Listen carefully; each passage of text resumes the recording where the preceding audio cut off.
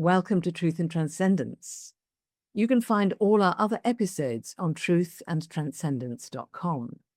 Today, I'm delighted to welcome a gentleman whose name I will try not to massacre, which is Niels Vantzuriel.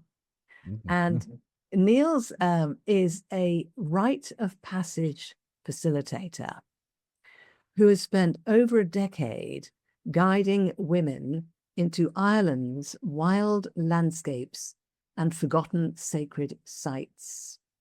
Far from tourist paths, he leads profound spiritual ceremonies that help women navigate life transitions, step into empowerment, and embrace the next chapter of their lives. So beautiful, unique, very, very niche. You can find Niels and his work on adventuresinquietplaces.info, and that link will be in the show notes. So Niels, thank you so much for coming on the show. Thank you for having me, Catherine. I'm looking forward to this. Excellent. Yeah, me too. I've been looking forward to it. One of the things we talked about in the pre-call, we were kind of chatting about the energy that you bring to this work and your presence, and we kind of connected with the notion of father energy, which is something that you are very much working with. Before we kind of segue into talking about how that manifests in your retreats, can I ask you a few things about your story and your journey in relation to father energy? Let's go for it. It didn't come natural at all. I was born and raised in a family, and that abandoned me in a very charming, peculiar way, but really ungrounded. And that was something that I noticed from the youngest age, that I had certain gifts because of that upbringing, being very receptive, very empathetic. But at the same time, I was also understanding that I was missing quite a lot. I just couldn't quite put my finger on it. And this is just the lack of role models. Yeah. Nothing bad for my family. As an example, I had the best mother that I could have possibly wanted. She did everything. She was a fantastic role model figure in the feminine for me. But we did come to a conclusion, and she's in complete agreement. She could never be a father. It's just a different energy that she wasn't able to bring. So that was something that I had to figure out on myself, and that became a little bit of a life story for me. But it certainly didn't come naturally. Let me rephrase that. I wasn't born into it. Yeah. Yeah. So were you a single parent family? Was your father absent? Yeah, yeah. We were one of the very first in our environment. A lot of shame, a lot of poverty, all of that. But again, it also bends you in a very certain charming way. You just get to what you hope to later in life when you transition from personality to persona, from this is me to a wider let life flow through you, that you have a nice balance between masculine and feminine. And that feminine aspect usually comes later for men in life. If culture, in my view, is nice and balanced, and that part comes later in life. I just did it first, and then I just did it flipped around, um, and that really started to come into focus with the relationship that I have now for the last 13 years with my romantic partner Elizabeth. She also works with me and the women that we take up into the mountains here. And she is a lady that is so highly connected to the spiritual world. She is off with the fairies, off with the angels all day, every day. Very high energies. I needed to be able to basically ground her down, ground her into physical reality. So even though I had made huge strides before meeting her, it was really within our relationship that everything was being put to the test, going like, okay, show your bona fides, show your cojones. It's time to show up now. And so it's trial through error, trial through fire. But that's fascinating how you kind of did the journey the other way around from most men. I think you're right. For most men, the discovery of the mother energy comes later. Although, of course, all men in a healthy situation do have that early bonding with the mother as a baby and a young child, don't they? But it sounds like for you, that kind of blossomed a lot further into your late childhood and adolescence. Can you remember when you first realized that while that mother energy was really wonderful for you, that there was something else that you were looking for? Can you remember when you first noticed that? Oh yeah, the moment that you hit puberty, and everybody sees you as a girl. Now that isn't happening for me anymore, but being recognized everywhere from just, oh, you're a girl. No, I'm not. At that moment, a bell started to ring for me, going like, okay, I'm messing something up somewhere. Now, still very young, and when we talk puberty for men, as far as I've understood it, um, our brain doesn't develop until we're fully developed until we're 27. By that time, it is honestly truly done, which is quite a longer track than women usually have. So I was even half fully cognitively formed, let alone emotionally formed. So I couldn't quite put my finger on exactly what was wrong. I just put it to an ungrounded. But it took me quite a while to actually get to the point. What does that ungroundedness actually mean? It has a lot to do with, in any situation, basically being the oak and being just literally feet on the ground, reality first, and being balanced. No matter come high hell or high water, being balanced so that the people around you, they can lose their heads, but they always have a place that they can come back to. So you literally give the framework, you give the perimeter, you give the place that they can find refuge, and within that, everybody else, including yourself, can let their creativity and their creative life force just explode. And I found that eventually, once I got the hang of it, to come very naturally. Yes. So you're in a unique position to be able to appreciate the value of that being the oak, having experienced not being the oak. And you say everyone thought you were a girl. I find it hard to believe people actually thought you were a girl. But do you mean that they thought you were kind of soft and gentle and Nope, no? nope, a girl. The beard came in a bit late. I think perhaps you were in a different culture from you must have been in another country, were you? Which country were you living in? I was born and raised in Holland. Spent a good little bit in Dubai before Dubai became what it is now. So I remember it as a desert with one skyscraper only. So this is pre Iraq War One, pre that. Then came back to Holland again. Did a lot of traveling, but grew up in Holland. Ended up in all places in Ireland, simply because I met my girl Elizabeth. She's Irish, so that's how I crossed the pond, and basically have not moved in the last 13 years because I am supposed to be here. Well, why would you want to leave beautiful Ireland? I mean, those who are watching this can see a beautiful vista behind you. And I think all over the world, people have heard, the legends of the beautiful mountains and lakes and rivers. But I'm really curious. So you realized there was something that you wanted to develop. You realized it was something to do with being grounded. You realized you had this very strong feminine aspect well developed. How did you then find the father energy and develop it in yourself? Answers on a postcard. No worries. We And can it's do a this big bullet question. points. 10 to 15 words per bullet point. No worries. We got this. I'll go into one specific point that happened for me, which was an iboga ceremony, which is a psychedelic from Africa. But apart from that, it was pure consistency of walking the land of Ireland through rain, through everything that this land throws at you, because it's not always sunshine and rainbows here.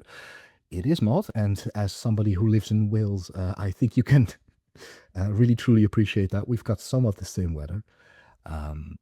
But let's start with the iboga. The iboga is a ceremony of a psychedelic root that I did. The root comes out of Africa, and I liken it to the male equivalent of the feminine or mother energy that ayahuasca brings. So maybe many of your listeners are aware of ayahuasca. It's really grown in popularity in the last 20 odd years, although I see a small dip maybe in the last 5 years after COVID. I'm seeing a small dip in popularity, but it's still very much so in the zeitgeist. And ayahuasca is a plant medicine from South America. It's a concoction between two different plants that creates deep, deep psychedelic experiences. Not just any old visuals, but deep lessons that those visuals bring, including meeting Mother Ayahuasca. And she has, although a strict and um, very maternal energy, it is very specifically uh, feminine energy. There are some tribes that actually explore her as a masculine figure, but the vast majority seem to meet her as feminine. Iboga is the African male equivalent, also highly psychedelic, also very hard hitting, and this has a father energy. Now, I was warned going into this. One, look at my skin. This is pale Anglo, this is Saxon skin. This is not your root. This is not your plant medicine. If you want to do this, you have to prepare. You have to do this in a correct ceremonial way, and you have to prepare. And I took that very seriously, understanding, okay, if this is going to be on that same level as ayahuasca, I need to prepare. So I did that for a year. Anything from deep, deep cleanses to getting into the spiritual history of the plant, how the locals in West Africa use it, what can be expected, how do you deal with the come down, all of that. So I prepared for a year and I took a hero dose. That was stupid. That was very stupid. I was knocked on my. I'm not quite sure if I can. Yeah, go Can ahead. swear. I was knocked on my ass. I was in bed for 7 days. 3 of them not able to get out of bed at all, and 7 days before I was somewhat back to the land of the living. It was heavy, very heavy. No psychedelic visions for me, no beautiful interaction with the goddess or the god. No, it was very strict. Yeah, you are still not ready. That's humbling. That's very, very humbling. And the message that I got from that was, okay, you want to play? You really want to dabble in these kind of energies? You still have to step it up. You're still not there. Mind you, I've been playing in spiritual world for over 20 years by this time. And that sat at the feet of the some of the most well-known spiritual figures and swamis and gurus in the world. This thing just knocked me for six. I'm going, nope, back into humble mode with you. You're not ready. And but that energy that it also left me with, that flavor, was unwavering. Very humble, but absolutely unwavering in its strength. And I've tried as best as I could to use that as somewhat of a template, somewhat of a mirror of the energy that I try to bring to all my work now. It was very anchoring, very grounding. It was very earthy plant, but so grounding. Again, I couldn't get out of my bed. But that was an absolute eye opener for me. Now, bringing that energy into my relationship made the relationship absolutely better. And then the next thing that I would say, if we're still talking about father energy, is consistency. Showing up day after day, again and again, going out into the wild here, going out into nature. Doesn't matter how pissing rain it is, because summer here is fantastic. Summer in Ireland is heaven on earth, but you also have winter. And winter here, especially where we are located on a peninsula that's known as the Beara Peninsula. And Beara is home to the kayak of Beara, also known as the old hag or the goddess of winter, the goddess of storms. This is her home turf. And she likes to play here, meaning winter here is tough. It pisses rain here so much. The place of the highest amount of wind in Europe, so the most consistent amount of wind in Europe, is about 10 miles from my house. So, bad weather here still showing up every single day. And even though I am not from this land, and it took me a little while to get traction from the land, again, not my blood, the act of consistency and showing up humbly, it's almost like a lover's touch, just being there. Literally just being there over and over and over again, just at the bend of a river, just at a standing stone that everybody seems to have forgotten. That gave me both a way into the landscape itself, and it formed me even more into what I was growing into, I would say. Long-winded answer, but there you have it. Beautiful. Thank you so much. And in amongst your story, you also hint at the fact that there are many other things that you did along the way that supported you. And I really was fascinated that you spent an entire year preparing for the iboga ceremony. I think that's an incredibly valuable reminder for all of us to not just say, great, I can be on a plane on Friday afternoon, I'll take the drug Saturday morning, and I'll be back at work on Tuesday, which is sometimes in our culture, we think that's the way that it works, but it doesn't. I So have a saying. go I'll on. quickly hop in there. I have a saying about this: you cannot microwave the soul. There are certain things in our human experience that just cannot be rushed. And things like dealing with psychedelics, um, things like doing deep, deep ceremony, we like to call them rites of passage. They take time. If you want to do it bloody well, right.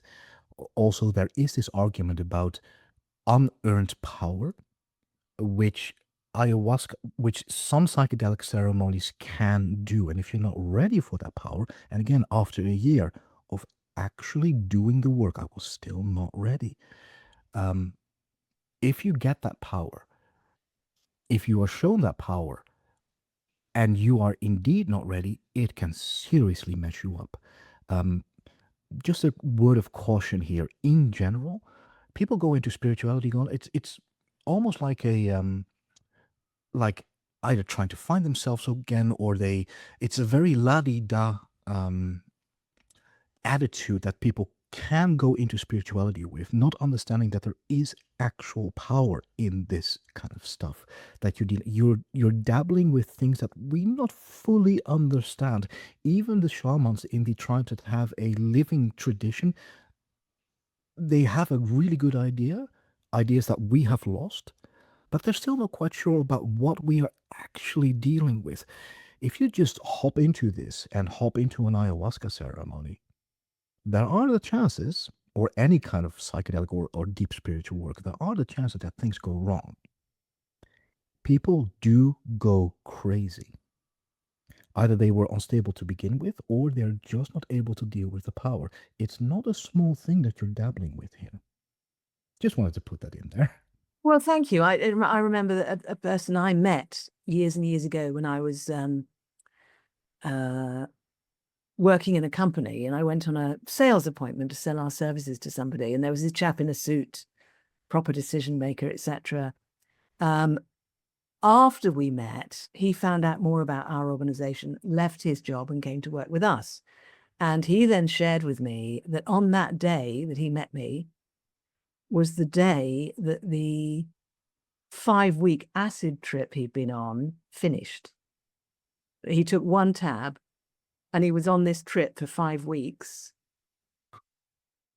And then he met me and realized there was a different energy there, because our organization was highly spiritual. Left, and it broke it. I didn't do anything. It broke it, and he came and worked with us. But he told me afterwards that if that hadn't happened, he could have been a goner. He was coming apart. And that was and I thought, oh my, I hadn't, he looked fine in a suit, short hair, tie. High functioning, yeah. A high functioning, completely off his face person. So no, I totally get what you said. I think that applies as well to things where drugs are not involved.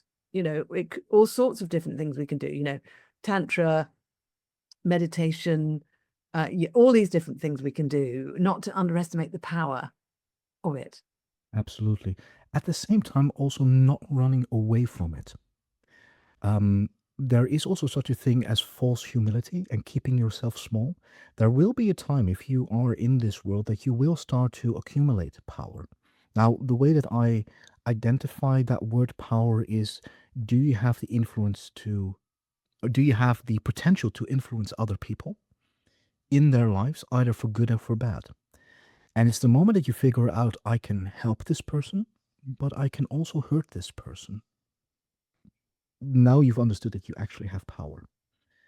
Now some real soul searching will need to come out, because by this time, if there are any kinks left inside of you of any kind of nature, mental, spiritual, sexual, it will come out. It will come out.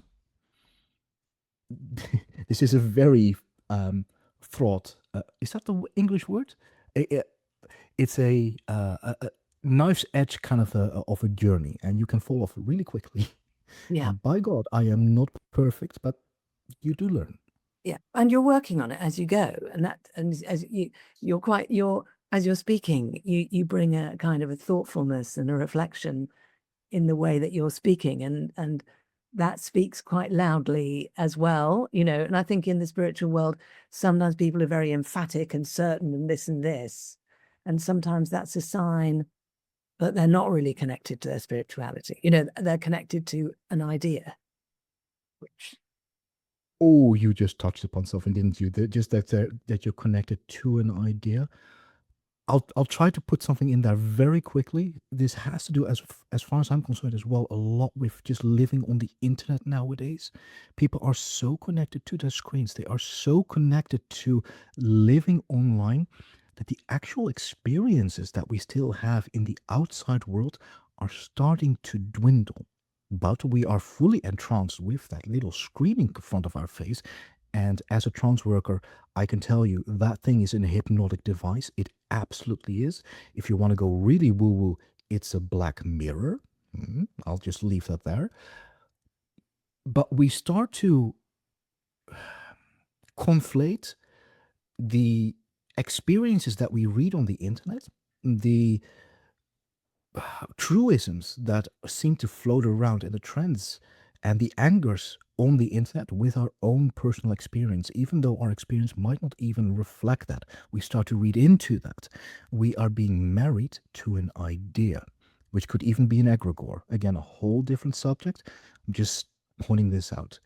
There was a mystic slash philosopher living just down the road from me. He will be recognized in the next 20 to 30 years as one of the greats from Ireland. He's been gone now for 10, 20 years. His name is John Moriarty. He had a fantastic phrase. John said, I've hurt more people from my heights than I ever did from my lows. There's so much in that sentence, but I'll just leave it there. Thank you. Very powerful. Fascinating. Fascinating. And so something else I find interesting is, do you think that your grounding in the feminine energy and the mother energy actually had a positive effect on your ability to recognize and ground the father energy? Because that's your unique journey, isn't it? Other men, not with that unique journey. What effect do you think that had, that you had that initial grounding, and then when you engaged with the father energy, you started working with that? Do you think it helped? Do you think it Yeah. Really good questions. One that I actually have to think about. And with as all good questions, my answer might change in the future. But the very first instinct that I have, and I see this as layers, reality has layers. I'm an archaeologist by trade. I'm a hypnotist and an archaeologist. So I dig in layers into what's beneath the surface.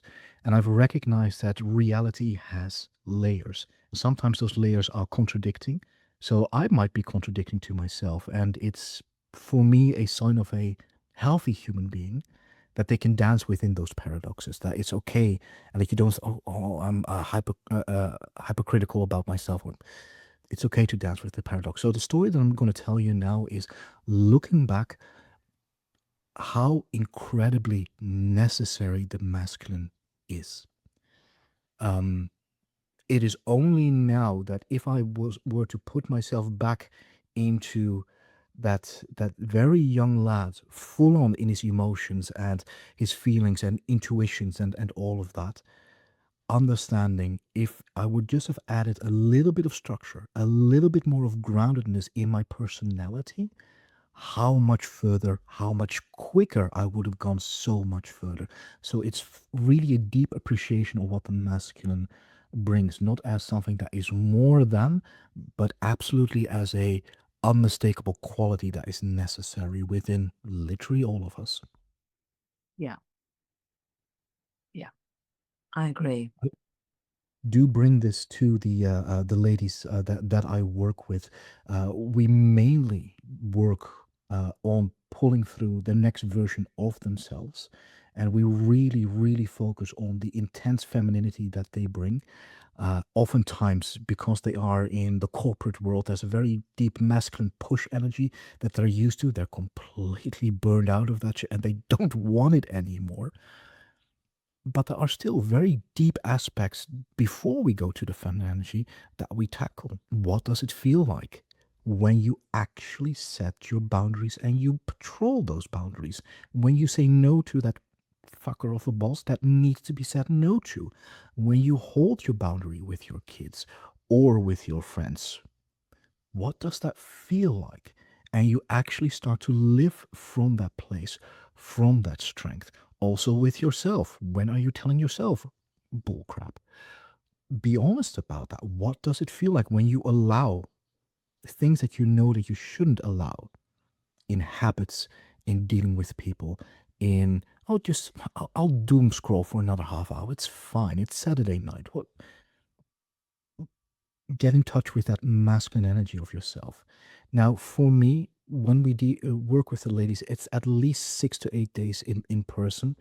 Um, there is a lot of guiding, but there's never telling them of what they need to do. I've got a lot of tools that I can share, and ways that I can show you how your mind could work even better. But honestly, I'm 43. What am I going to tell a 65 or 70-year-old woman that comes to me about how she needs to live her life? She's in a completely different um, age range, in a different role in her life, in a different role within her tribe. She is in her elder era, maybe in her villain era. It's not in my it's not my duty to tell a woman like that what she needs to do. What it is my role, and this is agreed upon beforehand, I can give you the space, the safety, the feeling deeply seen, feeling deeply cherished, feeling oh so beautiful and feminine, so that gives you the space, the time, and that container that you can go really, really deep. That was lovely. And I think that's something that women need. They need those spaces where they can just completely relax. And of course, you're absolutely right. In order to have those spaces, there needs to be some structure in place. Yeah. Um, Somewhat mature woman, let's say that she was easily 65 plus, did confide to me at a moment ago, I did this all by myself. She did her whole life by herself. She came to me, she goes, I think I need a man. For this, for the next step, and it doesn't have to be me. It can be just a friend, a part of the rites of passage that we make very clear is you have a preparation phase, then you have the going down into the darkness, the catabasis, the going to the other world. We do that in the thin places of our end. And then you have an integration phase where you go out of it.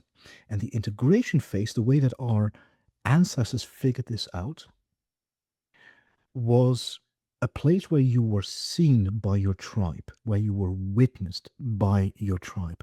There's power in our witnessing.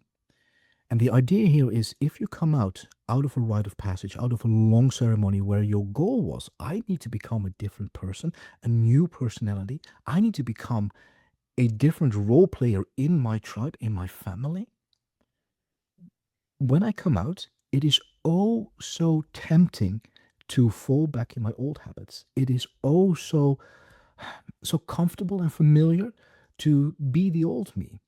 Now, if you have a witness, they will hold me to the new version of me. This is how the old peoples used to do this. You went through your rite of passage. You are now an elder. You are now a hunter. You are now, and this one we still have, you are now a wife. We hold you to different duties and responsibilities. And with that, of course, there comes a lot of privileges as well. But we hold you to a new set of rules now. There's power in that. So we witness you through all of this as well. So that change that you put into place actually are able to stick. And that's something that you see so often nowadays within spirituality.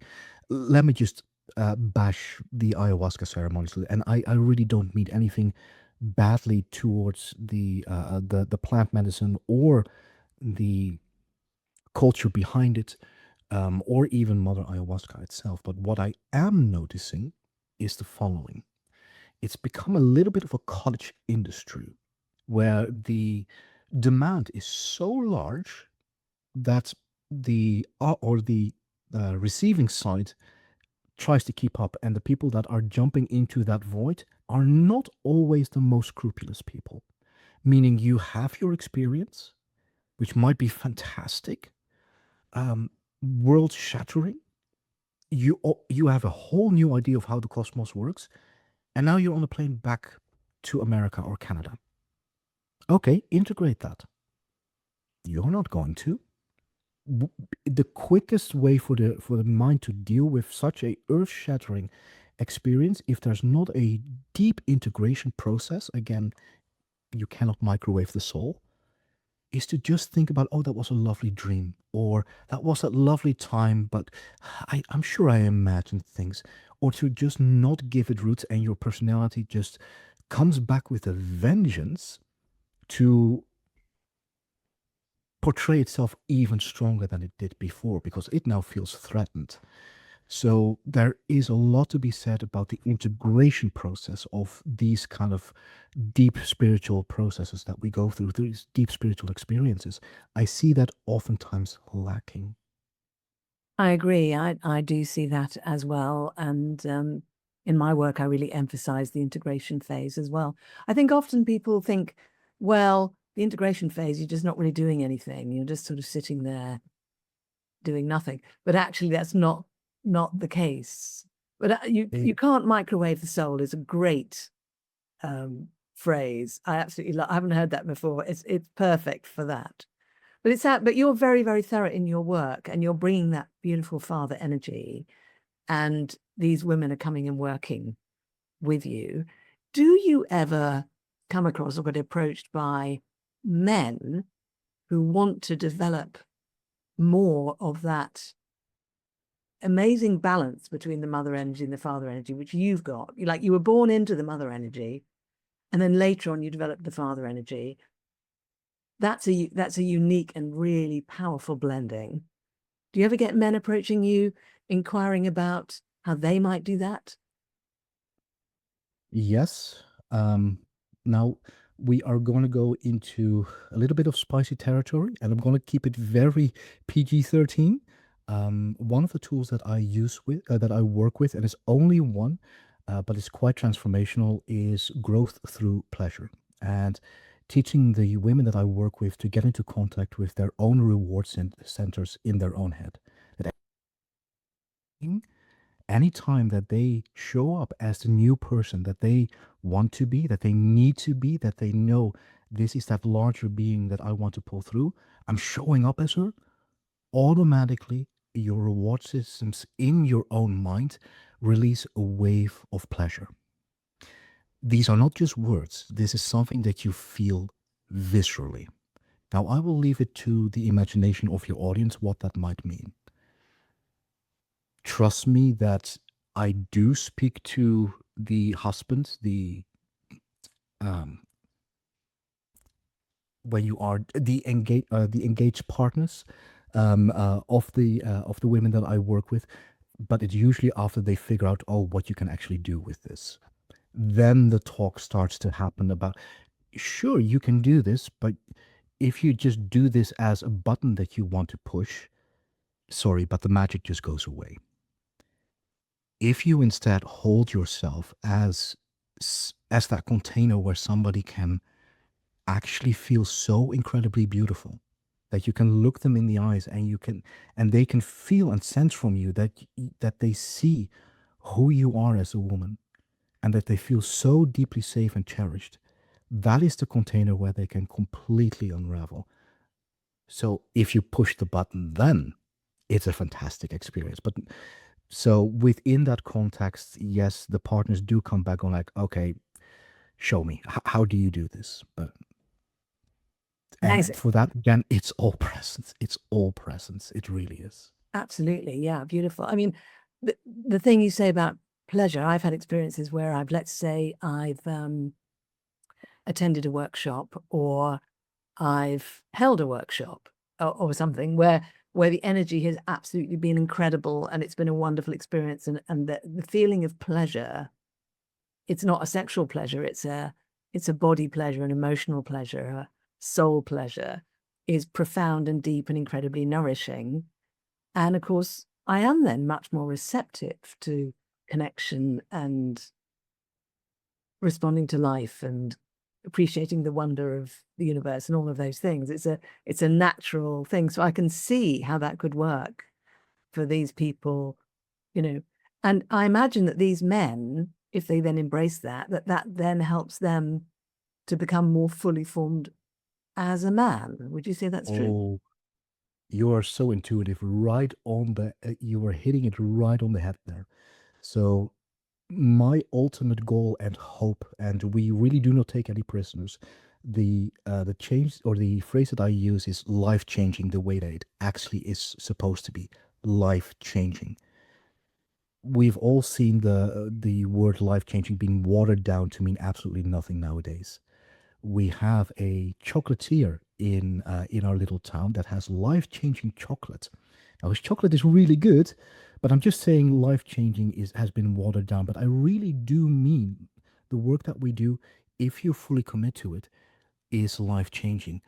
What we aim for the ladies that work with us, is that you are so completely in your natural element, your feminine. You are so open, so receptive, that creativity flows through you so naturally. If you are able to inhabit that, life starts to treat you differently. People around you are starting to treat you differently. The house calms down. Your work starts to open up in completely different ways. It is so beautiful to see a woman actually step into that. What now happens to the relationship with her masculine partner? If she is able to just be so in flow and feel so safe and feel so beautiful in her life and in her daily interactions, it is so easy for you to actually step into your masculine. If you are able to just give her a look and she feels amazing because just that look, what does that do for your interaction and your dynamic? Yeah, it's you're spot on. It does a lot for your relationship if you allow it. Amazing. Wow. Well, let's remind people where they can find you, which is adventuresinsquietplaces.info. This has been absolutely fascinating, Niels. I've so enjoyed this conversation. We've actually talked about a lot, and I just having talked to you today, I feel like we could talk for weeks and weeks, and it would just be still fascinating. Has there been, for you in this conversation, has there been a favorite part of our conversation today? I don't often talk about the iboga part. Um, it's good to be reminded of how absolutely slapped I was coming out of that and how humbling. It's the same thing. It's not the same thing, but that reminds me when a woman fully transforms in front of your eyes, and this can actually happen. It oftentimes happens. Change can actually happen in a moment. It can flip on a dime. The pre-work to it can take months, but the moment that she's ready, it can change like that. And when that happens, it's humbling. It is really humbling. And the places that we visit off the beaten path are perfectly designed for it. They are the ceremonial places, like you can see behind me. This one is quite well known. This is Urk Stone Circle in on the Barra Peninsula, but there are other stone circles in that same valley that people never go to. Those are the thin places that still have energy, where we do these ceremonies, and where with enough preparation, that transformation can be just ridiculous and very humbling as somebody who just sets the scene. Amazing. Thank you so much for coming on today, Niels. It's been such a delight. And I'd like to thank everybody watching and listening, because this has been quite a rich episode. There are all sorts of strands here, which, if they resonated for you, maybe go and explore them more deeply. Check out Niels's site at adventuresinquietplaces.info. But, follow your nose, follow some of these threads, because some of it, who knows where it might take you, where the mysteries may emerge. And do check out my other episodes on truthandtranscendence.com. And if you like my vibe and my energy, and you think you might like to work with me, go to beingspace.world. So thank you again, Niels, so much for coming on the show. It's been a pleasure, Catherine. Thank you for this.